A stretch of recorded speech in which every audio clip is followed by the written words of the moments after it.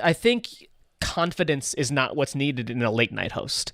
Like every single late night host, you look at all the good late night hosts, and every single one of them thinks they're garbage. Name a late night host you like, like every single one of them thinks that they're garbage, except maybe Craig Ferguson. Yeah, But Craig Craig Ferguson's Ferguson was who was I going to say.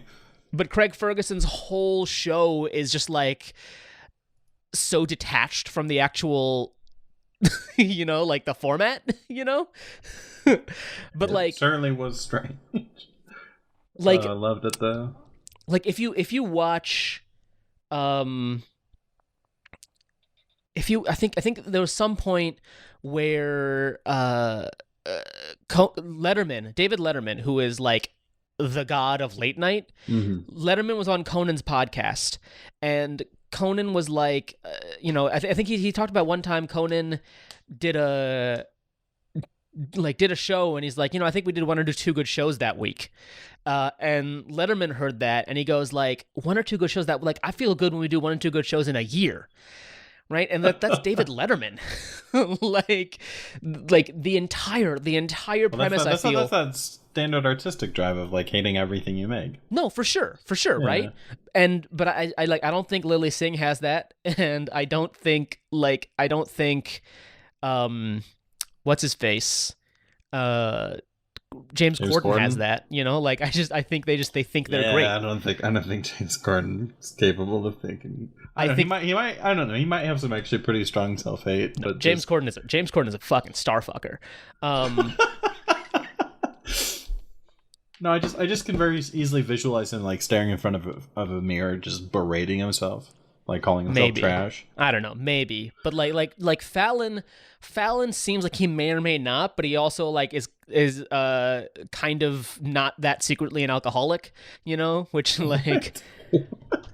Oh yeah. There was a big, I mean, maybe he's not actually an alcoholic, but there was like a big thing going around a couple of years ago where like Fallon was always hitting the bars. There was a point in time where he had his finger broken, and like it was because he like tried to do a backflip off a table at a bar or something like that. Shit. On June 26, 2015, Fallon suffered a ring avulsion, an injury he suffered by tripping over a rug in his home and catching his wedding ring on a countertop, which nearly tore off his finger. Jesus Christ. Yeah. Jimmy Fallon drinks a shit ton. Like, and that's like, all right, like, like he says he's not an alcoholic, but like, you can't really see, Horatio Sanz has described Jimmy Fallon as an alcoholic, right? And Jimmy Fallon's like, I'm not always drunk. It's like, I get that's a joke, but like, you're probably an alcoholic. Like, Jimmy Fallon's probably an alcoholic, which is like, it's fine. Like, if you're an alcoholic. Oh my God, it sounds like he really did tear his finger off. Yeah. Jesus. No, just. Jimmy Fallon is very likely an alcoholic, and it's very likely because he thinks he's trash, and like fucking Colbert drinks on his show because he's like upset about the world.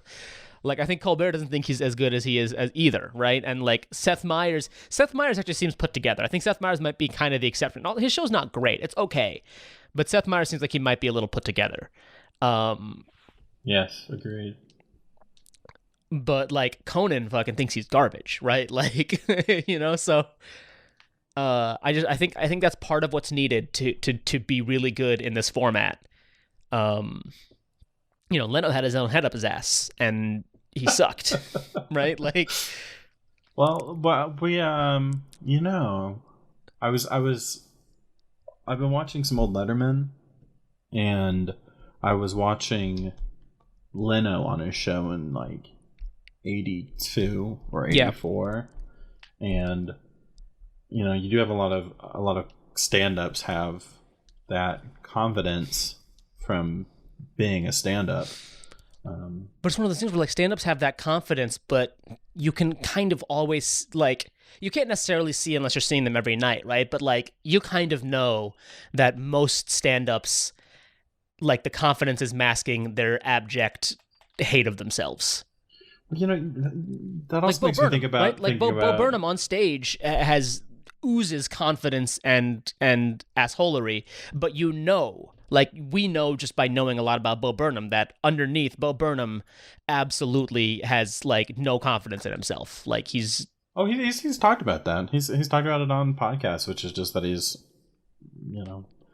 he had an anecdote about reading about how Barbara Streisand, I think, deals with, I don't know if it was stage fright, but just that variety of anxiety before she performs, and he's doing this before he goes on stage. But he's also talked about it in his performances. Like there have been songs that go about that. Yeah, but like and we know that by being Bo Burnham fans. But if you watch like the regular stuff, he doesn't seem like that kind of person necessarily. You know that just because you know that, and knowing it creates another appreciation of his work, but it doesn't seem like that when he's performing necessarily, that he has that kind of anxiety. Like Mulaney too. Mulaney is somebody who actually like seems like he's anxious but doesn't perform like he's anxious. If that makes sense. Yeah. Oh, that is a perfect. There's a beautiful description of him. And he talks about being anxious even though he never seems that way. Right. Yeah, but that's the shtick. But like you also like you fully buy that John Mulaney is an anxious person. Like everything about him screams like, yep, that's an anxious person. He's not. What if at home it is entirely an act, and at home he's just like a belligerent but cool. Give me a fucking drink, like. Well, like Bill Hader, right? Like Bill Hader thinks he's terrible, and like Bill Hader's like amazing, right? Like, oh yeah, Bill Hader regularly thinks like his impressions aren't that good, and it's like, what are you talking about? Like, God, Barry's so good, right? My brother's been watching through it. I think that's my next binge. I think I need to binge Barry now. It's very dark. Like, no, it's very dark. Yeah, no, I've seen like the first season of it. I just never like I just kept meaning to keep going, and then just haven't gotten around to it. But I will resub to HBO when the third season's completely out. I don't even know if it's a production. It's probably suspended. Ugh. That's neither here nor away.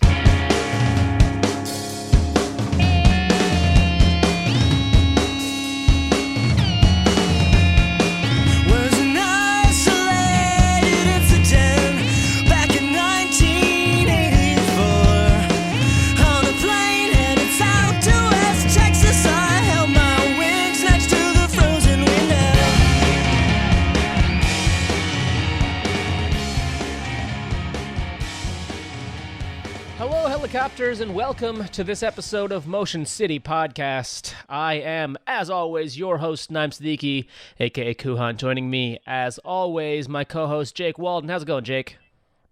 I'm hunkered down. What you're saying is you're here and not away? I'm here and away from you. I'm here and not away from my house in a while. Yeah, I was gonna say like. Yes, away from me, but you're always away from me.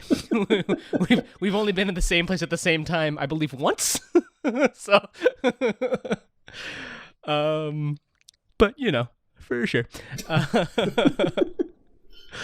Yeah. Also, again, not away from your house in a while. Like that's something you don't regularly do. I go to Taco Bell and to Walmart. And for a time there, like before this happened, I was going to Alamo like every day. Oh, that's true. Yeah, the Draft House. Yeah, I'm gonna go to the theater every day this year. Well, no, I'm not. No, you're not.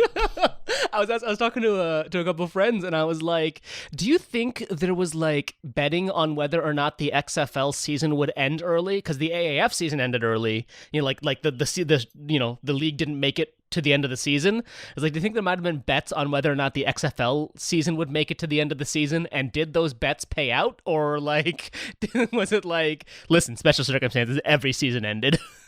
You're reminding me, I wouldn't be surprised if it was that, but you're reminding me of a thread in sports betting. Oh man. I was like, I asked a friend of mine who was a Vegas odds maker, and he said it wasn't open for betting in the US, so he has no idea.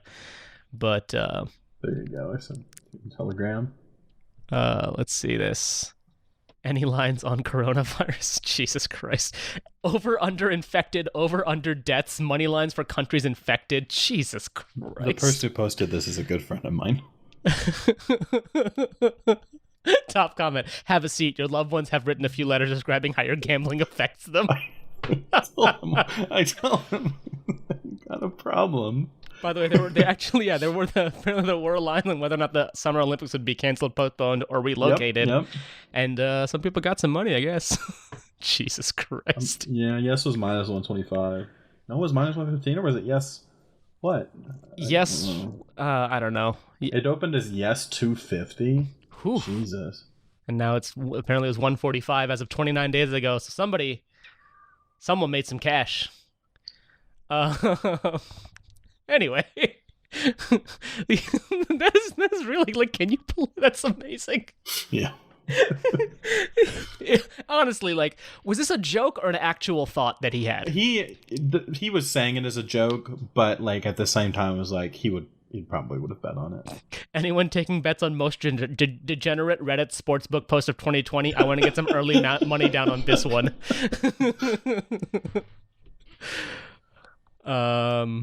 All right. So we're talking about the song "The Here Away." This is off of Motion City's first EP, right? Back to the Beat was the first EP. I think. Where's the one? What was it? Promenade. Promenade Carolina was the single, and then Kids for America I think was the first EP, and then Back to the Beat was the second EP. So I think a lot of the staff or some of the performing credits on this were also on the. Aside, obviously, from the band. Yeah, themselves. I think Kids for America and Back to the Beat were like right around the same time. I didn't even pull this up on Discogs. I'm so used to just having the album next to me, but I don't have all the like EPs and like the early stuff. So I really should have looked it up on Discogs, but I didn't even think about it. Let's see, Back to the Beat. It even says backing vocals on there. Yeah, I found that too. Oh, look at that. we were definitely asking about this. Yeah. Jamie Wolford. Who is Jamie Wolford? Is that He's a person? He's a British guy who lives in Arizona. Huh. All right, cool. If that's the same one, I mean, I would guess. Yeah. Well, I don't know. This is Jamie Wolford too, so there might be a different Jamie Wolford. Oh. Or they could be. I mean, or it could be the same person that, for some reason, is listed as two different people on Discogs. Because the other one on Discogs only has one credit. Well, the Jamie Wolford on Zeroth is the one who showed on Google. Right. Maybe it is the same. But he's a rock artist. It would make sense for it to be the same person. Origin Luton. Oh, look at that. I know Luton. I've heard of Luton. And he's a record producer, so he could have produced this. Anyway, so this is Back to the Beat. It's the third track on Back to the Beat. The song is the Here Away. I guess, we normally don't talk about who's in the band, but since this is an early release, this is a completely different Motion City soundtrack than we're used to. Mm-hmm. So backing vocals, like we said, was Jamie Wolford. It says tracks 1, so I don't know if he does backing vocals on this song or a different song. And then it's just the count. Right? Bass, it says, is Austin Lindstrom. Yep. Drums and synth, Joel Habedank. Yep. Guitar, backing vocals, design, and synth, Josh Kane. Lead vocals and guitar, obviously, is Justin. Mastered by Dave Pinsky. Recorded by Jeremy Tapero. Mm-hmm. So this is the everything on Back to the Beat. Jake, you picked this song, "The Here Away." What made you pick this song? I was, we were looking at doing some of the ones not off of the main albums, and I was looking through them, and I liked this one just seemed interesting to me. I liked the story of the lyrics. The sound of it was also, I almost call it like unrefined, but still there. Like the sound that they would turn into was here unrefined. How to pick one. I did want to talk a little bit about the sound. First, real quick, so this does say Austin Lindstrom on the Discogs, but it might have also been Matt Potashnik at this time. But I don't know. Maybe the Discogs has the actual thing, but the Discog doesn't have the actual thing for Kids for America, but it does for Promenade Carolina, which also has Austin Lindstrom. So I don't know if Matt Potocnik or Potocnik or whatever actually performed on any recording, because he was in the band for a little while, then he left and Austin came back before finally Matt Taylor and Tony Paxton joined the band around the same time, and Jesse Johnson as well. And also, as was evident, Austin apparently and Josh did the synths, because they would like sort of mix off who's doing the synths, because they didn't have a synth player except for Andrew Groon briefly, and then obviously Jesse when he joined the band for the rest of the band's history. But for a significant period of time, they just didn't have a synth player, even though they were a synth-heavy band, which is super weird. But yeah, so I don't know, that'd be kind of like, at the time it sounds weird, but now you do have all of these musicians who have the synths that just play at their shows without one of them actually playing it. Yeah, but that's like, I mean, like, yeah, like Blink-182 does that too, but like it's different. I don't say that as a criticism. It's just I mean, it's weird for like a band that is a synth-heavy band to not have a synth player.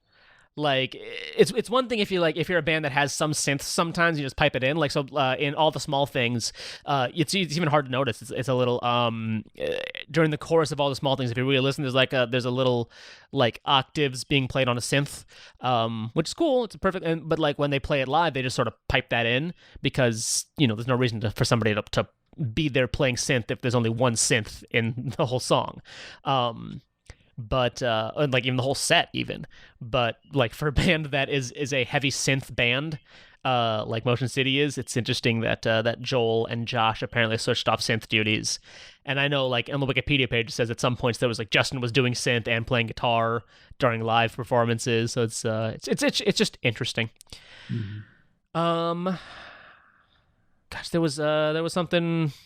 Oh yeah, so you were saying this is like a sort of more unrefined sound, and I totally feel like that, and it sounds a lot like sort of an kind of like an emo, like a lo-fi emo. I was feeling you add trumpets to this, and it just instantly be ska.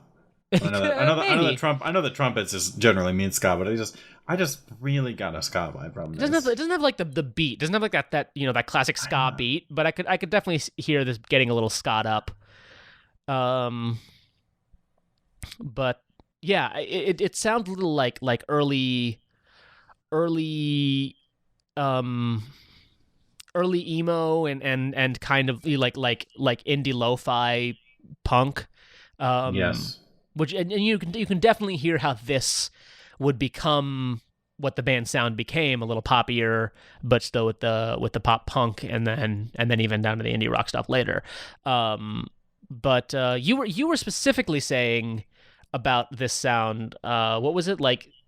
You wouldn't like it if the band kept doing this, but you like this. No. This isn't it. What else? It was a different song I was listening to. Was it a different song? Oh, it was Stuck in the Morning. That's what it was. My bad. Yeah. Which I'm sure we'll talk about eventually. So not this song, but I can totally hear that. I honestly, like, this is definitely like, this is not their sound, and it's not really a sound they continued doing. There's maybe a little bit vaguely like this on I'm the Movie, which makes sense because this EP also had Capital H on it, which was the only song off this EP that made it to an album. The rest of them never made it to an album. And then on Kids for America, which was the other EP around this time, Cambridge made it onto I'm the Movie, and 1,000 Paper Cranes made it as a B-side on that album. But otherwise, back to the beat, like, this whole EP is very set in the single EP that came out in the year 2000. And it definitely, I don't know, it definitely sounds like a band that was inspired by early mid-90s punk and emo acts. I don't know, this song is definitely, I don't know, like, I like the song. I don't know what to say about it. Do you have any other, like, basic thoughts? We can talk about lyrics in a second. Well, right now I'm just looking at this album, like looking it over on Genius, and I'm trying to figure out what this thing on it is. It kind of looks like a frog toy. A frog pendant. Oh, absolutely. I thought it was a frog, yeah. And then I'm also noticing the symbols next to the MCS that vaguely remind me of like early aughts Element. Just to say, when I was like a 7th grader, I'm looking at Element clothing at the mall. But also just wondering if they were briefly toying with this idea of having, band symbols like that, or do they? Are those? Yeah. Well, I know because like on the Blink album, "Take Off Your Pants and Jacket," was that around this time? I think it was a little bit after this. They had that. Yeah, "Take Off Your Pants" was 2001, so it was later than this. But it has that sort of same thing of like has the 3 symbols, which represents the 3 members of the band because there's only 3 members in that band, whereas Motion City had, I believe, 4 at this point, right? Yeah, Josh, Justin, and then Austin and Joel. So it would have been 4. So it would make more sense if there was 4 symbols to represent each member. This album is just so 2000. Oh, it's the cover. It's just. Oh man, I like it, but it's just because I think you can look at the CD, and the CD makes it a little bit more clear that it's a frog toy thing. Is it in a different position?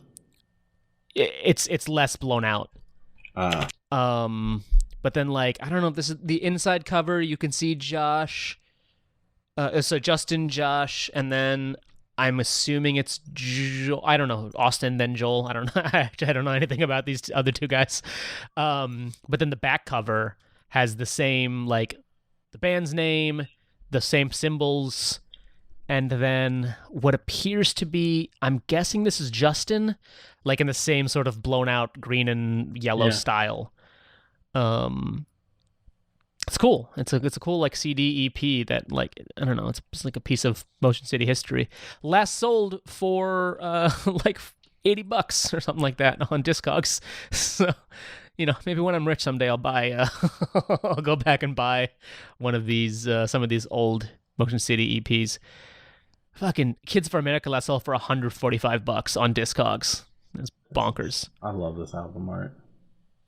It is, but you're right. It is very, very, like year 2000. Yeah. There's, I don't know. It's yeah. The instrumentation, I think, like we said, is very, very like garage punky. Even with this album, it feels like it's a little bit more refined than just a garage band. Really? I don't know. I mean, like, I'm not saying like garage band, but like, I'm saying like. I'm just speaking like derisively. I don't know. I really like the guitar in it. I like the synth. Although the synth is so heavy, whereas in a lot of songs they like develop that soft touch with it, or just the great seasoning of it, so to speak. But I think the guitar in this is. What's interesting is like the backing vocals are kind of used as an instrument at points too. So like it's kind of hard to hear what he's saying in the backing vocals. Assuming it's Jamie Wolford, it could be Josh. I really can't tell. Well, this one is. I think Josh when he sings sounds a bit like Justin. So this one sounds a bit like Justin. Their voices are similar. Yeah, so I mean, I don't know. I would say this kind of does sound a little bit like Justin. So this could be Josh. This is for real. Hey guys, just cutting in real quick to say we asked Josh on one of his Twitch streams who sang the backing vocals on this song, and he said that it was him. He was the only other singer in the band at the time. And we asked him about Jamie Wolford, and he said he thinks he just sang some of like the harmonies on something, but he was most likely the backing vocals on The Hero Way. Anyway, back to the show. This is for real.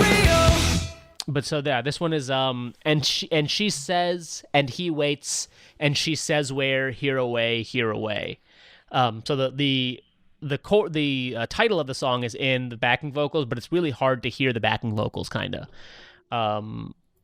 It sounds kind of like, and they don't really mean anything, right? And she says, and he waits, and she says we're here away. Like that's kind of meaningless, which sort of lends credence to my thought that they're kind of being used as a instrument more than they are as something somebody's actually trying to sing. Yeah, like sure. Actual words. This song also does one of those things that that you said you like. Well, I guess you pointed out where like most of the lyrics do not rhyme.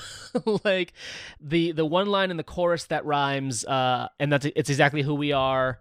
Tell me Texas is not that far. And then in the verse, she said, "I looked nervous, so I explained." And then she told me that shuttles and planes aren't the same. Like, but otherwise, the whole first verse does not rhyme. And like most of the chorus doesn't really rhyme. Like it's just like there's 4 lines in the whole song that rhyme with each other, or 2 lines that rhyme and then another 2 lines that rhyme. But like I didn't notice it until I was like reading the lyrics, right? Like it's not something you even need to think about. What also feels very like early aughts emo to me. Like that's the kind of thing that they would do at the time, where just like it doesn't need to rhyme as long as you get the feeling of it. Yeah, no, I like. I'm fine with songs rhyming or not rhyming, but I like song poetry. I guess like just written poetry is more hit or miss with me. I like it when the writer does interesting things with syllables, and that can be done with rhyming. That can be done, identically to like an A/B scheme. But at the same time, like I really like it, like when Justin does it, and he's just like, I'm gonna do whatever I want, and or more like it's like he's gonna go with what he feels, and if he feels like singing things that don't rhyme, then well, it works. Yeah.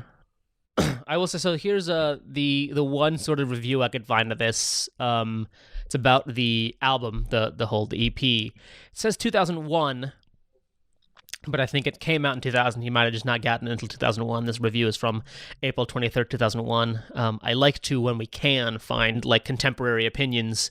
And first thing, the reviewer says, when was the last time you heard a band on CD that sounded like they were just having a good time? I know it's been a while for me, but that dry spell stops right now with Motion City Soundtrack. Just that, a soundtrack for doing fun things, which is great. Yeah, there's like great singer, fantastic hooks, and an all-around fun sound. And then he specifically says the overall vibe is that of the Get Up Kids, but it's not too obvious. And the Get Up Kids, again, makes sense, right? Because they were sort of a more early emo-y act at the time. Midwest emo is technically their genre. Let's see. Yes, there's keyboards, and the singer has the same sort of high-pitched voice, but it's not too derivative. Specifically about The Here Away, says The Here Away is the most balladish of the 5 songs, but the best part about it is that it's less than 2.5 minutes, so before it gets too sappy, it ends. The whole song, the whole CD clocks in at under 12 minutes. What a wonderful 12 minutes they are. This is a band I'm now dying to see live. If they can sound like they're having this much fun on recording, who knows how good they are in front of a crowd, which they are. Motion City Soundtrack has all the working parts to become huge, so keep an eye on them. And as we've said many, many times, should have gotten a lot huger than they were. Let me see if this guy is follow them in the future. Well, he's still great. Tweets. Scott Heisel's still around. Excellent. Yeah, I think that is perfect description of the song. Yeah, it ends before it has enough time to get too sappy. That is so on the money. Yeah, it does. It makes a lot of sense. Yeah. He's written for the Riot Fest stuff. He spent 10 years on the editorial staff at Alternative Press. I really want to go back and like find Scott Heisel's future opinions on Motion City Soundtrack. maybe he's got a folder somewhere. Well, he tweeted in June of 2019, Motion City Soundtrack's reuniting for one show, New Year's Eve 2019. I'm probably not allowed to say much more, but I'll say the show's in Central Time Zone. So he still like comments about the band. Yeah, sounds like he's followed them all along. Sounds like he's followed them since day one. That's sick. Cool. Yeah, that's awesome. Absolutely. He interviewed them about Go. Like, yeah, that's awesome. That's so cool. It's so cool going back and like seeing really early stuff, and then, here's an article from June of 2019 that he wrote for, I think, his he's got his own like newsletter thing. Starts with, I followed Motion City Soundtrack's career since before its members would probably even call it a career. Here's my earliest MCS clipping, and then it's the review we just read. I've seen them literally countless times. Some of my closest friendships exist specifically because Motion City existed. That's awesome. That's super dope. It's when he's talking about them reuniting, which is super, super dope. That's you really want to be like one of those writers who just follows a band from beginning to end and rebirth, right? Like, that's dope. That's so cool. It is. All right, let's talk a little about the lyrics. So there is one thing on song meanings, but I'll talk a little first about our own interpretations real quick. So I think this is pretty straightforward, just a telling of an actual story that might have happened. Oh yeah, I think for sure it is straight. I think it is verbatim autobiographical. Although here's the thing is I don't think it's verbatim autobiographical, specifically because he says it was an isolated incident back in 1984, and then he talks about the shuttle I saw on TV, which I assume is the Challenger, but that was in 86.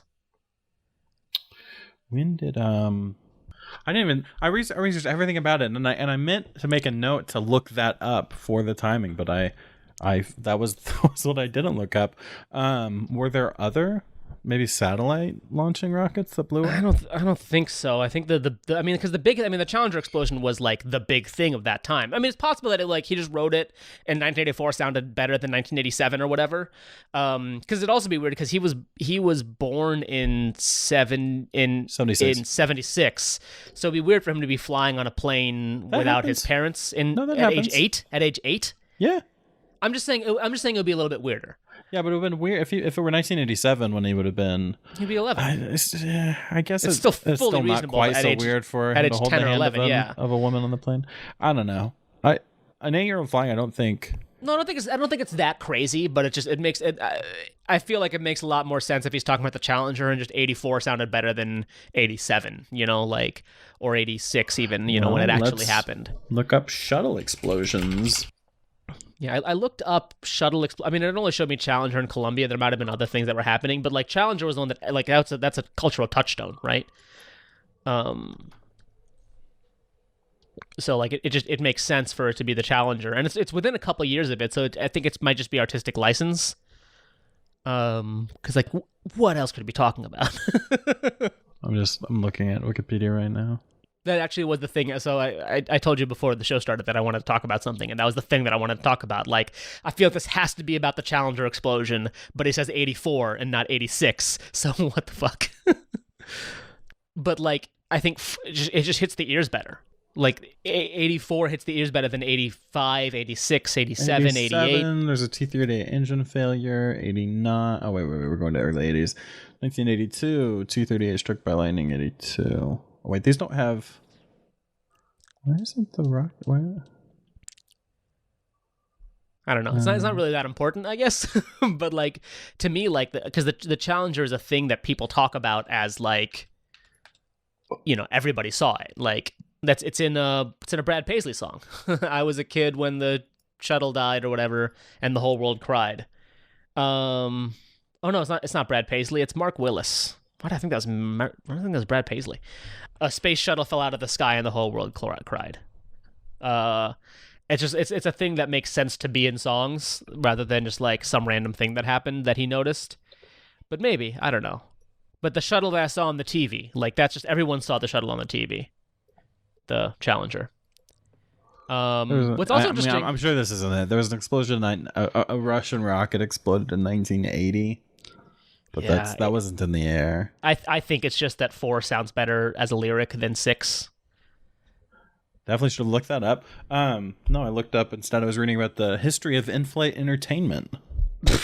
Oh, the radios. Yeah. Yeah. I'm like, what's? Well, here's what I was thinking when I was looking at this. I was wondering if it was a segmented song where the at the first part he's talking with someone about his experiences on a plane, and we turn on the radio and we're laughing out loud as he's in the car with someone and they're talking about this. And then he goes back to talking about I feel like so because I remember as a kid, which obviously was well after 1984, but I remember as a kid being able to plug headphones into the seat. Well, it's specifically describing it as the radio was like. Right, but it's not necessarily an actual radio. I remember. Here's the thing. So as I was reading about, where is it? Yeah, A Brief History of In-Flight Entertainment. This is going to be riveting. Prior to the introduction of regularly scheduled audio entertainment for airline passengers, there were many instances of the cockpit crew in a propeller-driven aircraft tuning into a ground-based AM radio station and piping that transmission into the passenger cabin. Interesting. And then American Airlines converted that into like an actual radio station specifically for, it sounds like it, for a time American Airlines transcontinental passengers were treated to listening to a music in the air network broadcast as cockpit crews tuned into radio frequencies noted on a company supplied list. So it actually does sound like they could just turn on the radio. Turn on the radio, yeah. Yeah, okay. So I guess maybe that's just maybe it's just they turn on the radio. What's also listening to this in the context of Everything Is All Right, the lyric I hate the ocean, theme parks and airplanes, like it's another song that's kind of about his anxiety of flying. I don't know if I think there might be other ones that he sort of talks about anxiety of flying, but the big one obviously is Everything Is All Right. So like, I mean, obviously, listening to the music, Justin has the anxiety issues.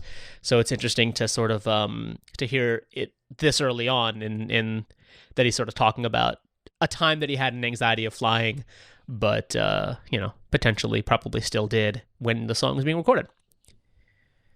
On song meanings, not a lot on song meanings. One person says that I put this in my top 3 favorite Motion City soundtrack songs, although this was in 2004 when there were about 15 Motion City soundtrack songs. I think it's about being nervous at first and meeting someone about how others can easily open up to you. That way you'll quickly become friends. I think that's part of it too. Yeah. But I think it's, again, pretty straightforward, just about the flight.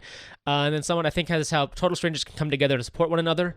In this case, the lady helping him overcome his fear of flying caused by the recent space shuttle disaster. The date of 1984 would have been when the singer was a teenager. They said maybe 17, which is he would have been 8. I always imagined that perhaps he was going to college and flying alone for the first time. Maybe he was scared of the new responsibility, blah, blah, blah, blah, which obviously... some of that's just overthinking something that isn't true. Somebody wrote this in 2005 thinking he was 17 in 1984, which would make him 37 years old in 2005.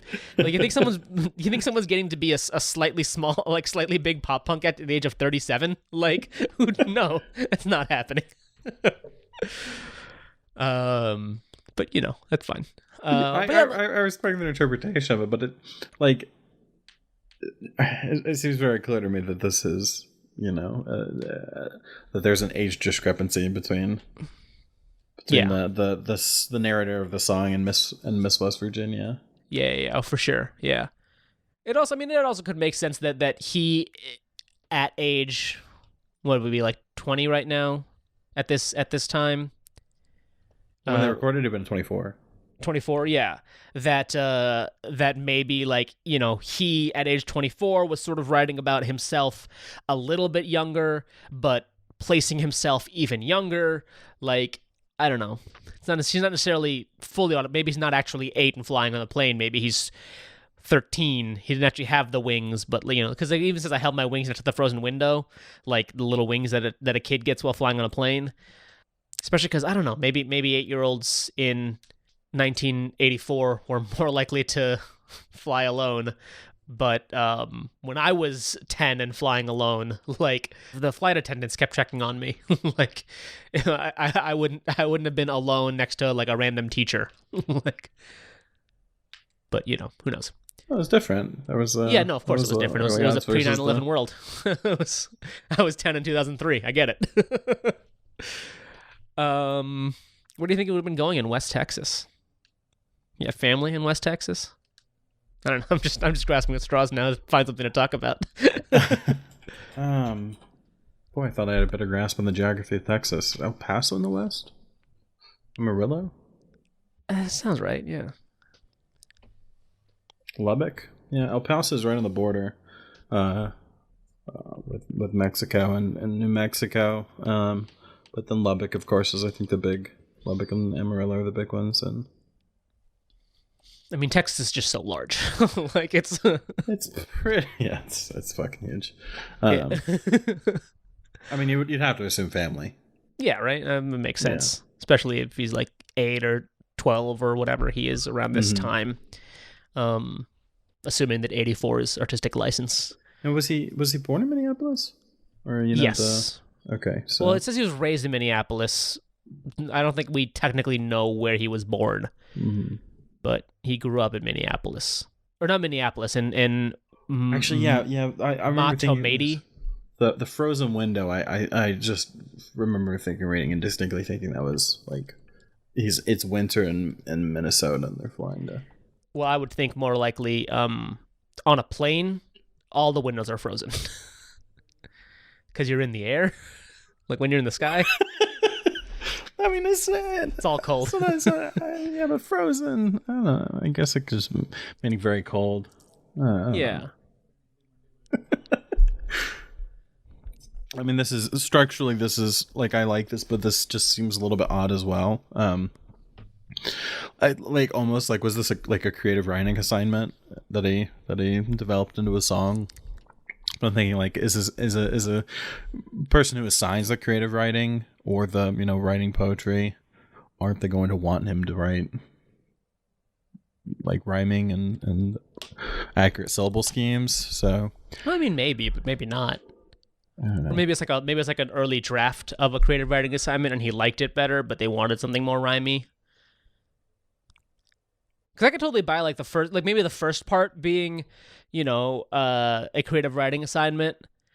Just like it was an isolated incident back in 1984 on a plane headed south to West Texas. I held my wings next to the frozen window. Like the first verse being like an assignment, and then the rest of it being fleshed out afterwards.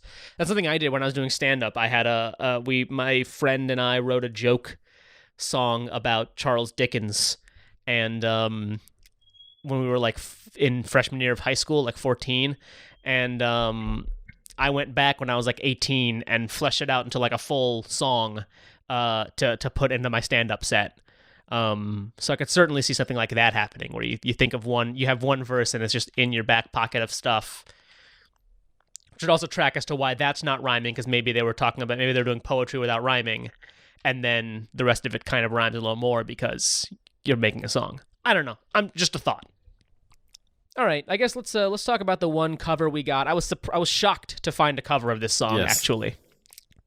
I couldn't believe it. I was hoping to find an alternate version. I didn't find a single alternate version. It wasn't on any other album. They've like never played it live, or if they have it, there's just not recorded anywhere. But I did find a single cover of this song. So this is Elysia Song, which I think might be a band. But this is the cover of The Hero Way.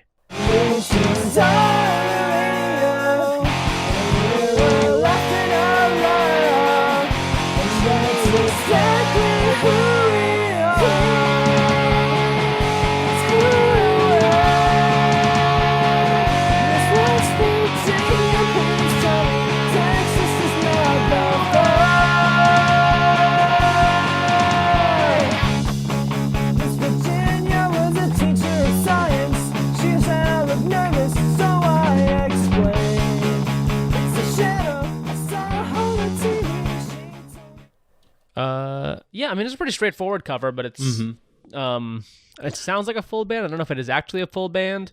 Apparently, this person says, "Hi, I'm Elise, and I used to be in a band called Barcodes and Stripes, and now that's done. I do my own stuff here." This is from 4 years ago, but they posted something like 7 months ago. They still post on Instagram and stuff, so they're still active. So if you want to check out Elysia Songs, or Elysia Song, I don't know. Did you pick up anything in this cover that was interesting to talk about? Just it seemed like that guy's been among the more Justin sounding singers that we've played as far as people covering him go. Yeah. I think they're in a band called Elysia and the Punk Ass Bitches. I don't know if this is a full band cover or just Elysia, but yeah, I don't know. I liked it. I thought it was chill. I mean, it's not something I don't think it's something I'd listen to over the original. That one sounds more like, well, that one definitely seems a bit more emo to me. This one does? Yeah. Interesting. I don't know. I honestly think. I mean, maybe it's just because it's a little less polished that it sounds more emo. Like the original. That's probably it. I'm talking about the original. The original sounds less polished than this. No. This one sounds very rough to me. This one sounds very. This one sounds very garage band to me. Well, I mean, there's that for sure, but I think that's like, it's like the recording sounds less polished, right? But like the actual playing sounds a little more polished to me. Especially because Motion City is such a polished band. Like that's part of what they do, is like everything they do is super duper polished. Like you listen to I Am the Movie compared to Even If It Kills Me, and it sounds, not like two different bands, but like you can really tell that, oh yeah, this band is, it's 4 years later and this band is so much more like polished than they used to be. Although they went a little bit less polished again on some parts of Dinosaur Life, but it's still like, especially like, that like when they play live, they play everything exactly as the album for the most part. Whereas something like The Hero Way sounds just so much, I don't know. It sounds grittier. I don't want to say grungier because grunge is a genre, So like when I say grungier, I don't mean the genre grunge as much as I do like just like the sound is less. I know what you mean. Yeah, just grittier. Yeah, I don't know. I guess final thoughts. Do you have any final thoughts? No, man. Like I could just keep on saying random things that I've already said. Yeah, It's interesting. It's interesting to hear them. Hear their early days. Their pre-channeled and refined. But I like it. It's. I like it for the same reason I like Stuck in the Morning. It's different, but it's it's different, familiar. Yeah, for sure. Yeah. I mean, there's some of this early stuff that I like. Some of it I like more than others, right? Like, which is going to happen with any album, I guess. But it's really interesting to hear some of their early stuff, because a lot of it, like, I just don't go back and listen to Back to the Beat that often. Like, it's just not an album or an EP that I go back and listen to, just because it's, it just takes more effort to listen to it than it does to listen to some of the regular stuff, the released stuff. Like even some of the B-sides I listen to a lot less, just like most people do, I guess, with most bands. So it is interesting to go back and like really listen to this song, and I can definitely I think by the time we're done with some of this early EP stuff, like I'll definitely go back and start listening to it a lot more than I used to, because even when I think at some point a few weeks ago we were thinking about doing Back to the Beat, and like the song Back to the Beat, and I was like, I think I wanted to hold off on it for some reason. But it's definitely as I go back and listen to some of the older stuff, like I said, it happened with I Am the Movie, where I had never listened to I Am the Movie that much, and when I went back and finally listened to I Am the Movie, I was like, oh yeah, I like this album. And so I've done that similar with Back to the Beat, where I've listened and I'm like, this does seem a lot rawer and a lot earlier, but it is cool to listen to. I'll be really interested when we go back and listen to Promenade and Carolina, which are both songs I've heard maybe a couple times each, not that often. Just like with Kids for America and Back to the Beat, where I've just not listened to them that much. So it'll be really interesting to go back to those. So we'll do that, I guess, at some point. Of course, we got to get to all of them. So those will be a couple of them when we'll get to. But that I think will do it for this episode of Motion City Podcast. I think it probably turned out to be a little bit of a shorter. I think we turned out around the same time as usual. If you want to follow us on Twitter, we are at Motion City Pod. That's what we are on Instagram as well, but we never post on Instagram. So, I mean, if you want to follow us, go ahead. MotionCityPod@gmail.com. Our Patreon is Motion City Pod. Everywhere we're Motion City Pod, unless we're not there, in which case we're not there. If you want to follow me on Twitter, I'm at Kuhan. I'm at Kuhan Luke on Instagram, actually. I post a lot of me playing guitar on Instagram, if you care about that stuff. That's good. You should subscribe. It's not that good. Or follow. It's fine. Jake's my biggest fan, so. You can follow Jake on Twitter at xfip-. That's the letter X and then FIP, and then the word minus spelled out. I think we talked last episode about getting him a new Twitter handle and then just never did it. And I think that's it. I think that's all the things you can find us on. You can find the show. Find us on Apple Podcasts, Google Podcasts, Spotify, Stitcher. That's it. And make sure to like and review us and all that stuff on Apple Podcasts. I'm told it really helps. It'll help other people discover the show, I think. And that'll do it for this edition of Motion City. Follow the band. Follow the band. Sure, yeah. The band is at Motion City Music. Josh is at Joshua Kane. He does some Twitch streaming a lot. Jake is usually there when Josh is Twitch streaming. I think he's probably streaming right now. I wouldn't be surprised. Tony is at Tony Thaxton. He does a lot of podcasting. Justin is at JCPMCS. He used to do a lot of tweeting. I think he's it's weird that Justin is tweeting less now. You would think he'd be tweeting more. You should retweet. I guess it probably won't be our most recent tweet. Maybe I'll pin it. You should retweet our tweet about getting Justin to do a live set on YouTube, unless he's already done it by now, because this is coming out like a week after we're recording it. So maybe he's already done it by now. Jesse and Matt, right? Matt is at Matt S. Taylor. No, Matthew S. Taylor. And Matt never tweets.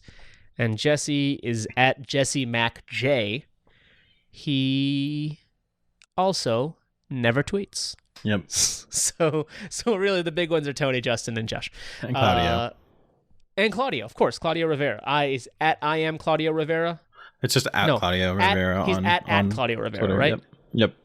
Yeah, at AT Claudio Rivera. Although Claudio is like 95% political retweets.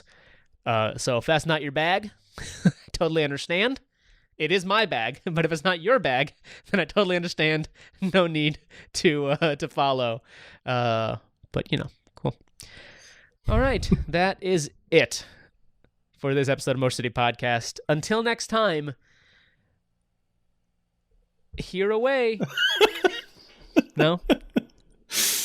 Here away. This is who we are. That's almost good, and that's exactly who we are. That's almost good.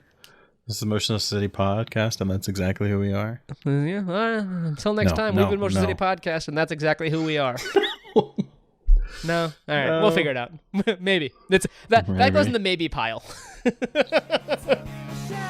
And planes of the same, and the oceans on the radio, and we were laughing out loud, and that's exactly who we are. It's who we are. It's West Virginia, Kingston, Texas is not that far. And nations on the radio, and here